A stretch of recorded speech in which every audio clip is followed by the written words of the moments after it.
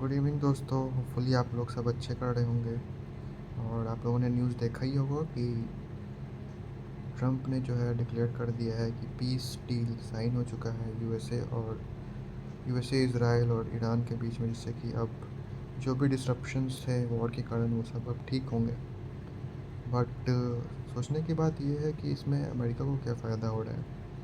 America दोस्तों कुछ भी करता है तो वो सिर्फ एक ऐसे ही नहीं करता है, मतलब उसके पीछे कुछ ना कुछ रीज़न होता है। वैसे उसने वॉर इसलिए करवाया ताकि ऑयल के प्राइसेस बढ़ें और यूएस डॉलर को उसका फ़ायदा हो और वो उसका वैल्यू इंक्रीज़ हो।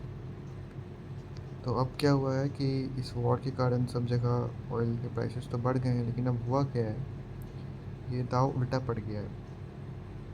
अब जो है कंट्रीज़ जो हैं वो ऑयल के जगह पे रिन्यूएबल रिसोर्सेज की तरफ मूव कर रही हैं। जैसे कि न्यूक्लियर एनर्जी हो गया। इंडिया में भी अभी जो है पेट्रोल की जगह इथेनॉल यूज़ करने के लिए गवर्नमेंट ने पॉलिसी निकाली है।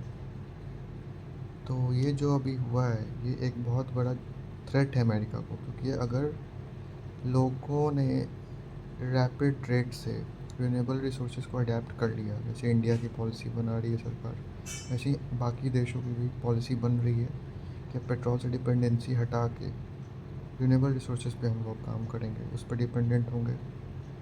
तो ये जो है एक बहुत बड़ा झटका है, क्योंकि अमेरिकन डॉलर का वैल्यू इससे बहुत ज़्यादा घट जाएगा। क्योंकि सब लोग अगर रिन्यूएबल रिसोर्सेज पे चले जाएंगे तो ऑयल का प्राइसेस घट जाएगा, और ऑयल का प्राइसेस घटेगा तो अमेरिकन डॉलर का भी वैल्यू बहुत ज़्यादा तेज़ी से घटेगा। तो इसलिए सिर्फ ये रीज़न है, मुझे जहाँ तक समझ में आया, कि अमेरिका ने एक पीस डील को साइन किया है ताकि वापस से कंट्रीज़ का डिपेंडेंसी ऑयल पे बढ़ जाए। उन लोगों का जो अटेम्प्ट है कि वो लोग टोटली रिन्यूएबल रिसोर्सेज पे शिफ्ट कर जाएं एनर्जी नीड्स के लिए, वो स्लो डाउन हो जाए। और इससे अमेरिका को भी ये फ़ायदा होगा कि उसका एक तो डॉलर का रेट धीरे धीरे घटेगा, बाकी कंट्रीज़ डिपेंडेंट रहेंगे फ्यूल पे, ऑयल पे, और वो लॉन्ग टर्म में अपना एक कुछ अलग प्लान बना सकता है कि कैसे हम अपने डॉलर का वैल्यू बनाए रखें। और अगर उसको फिर बंद करेगा तो वो फिर से वॉर को शुरू कर देगा जब भी उसका अपने डॉलर पे थ्रेट दिखेगा वॉर। तो फिर ये मुझे लगता है कि एक टेम्परेरी पीस डील है।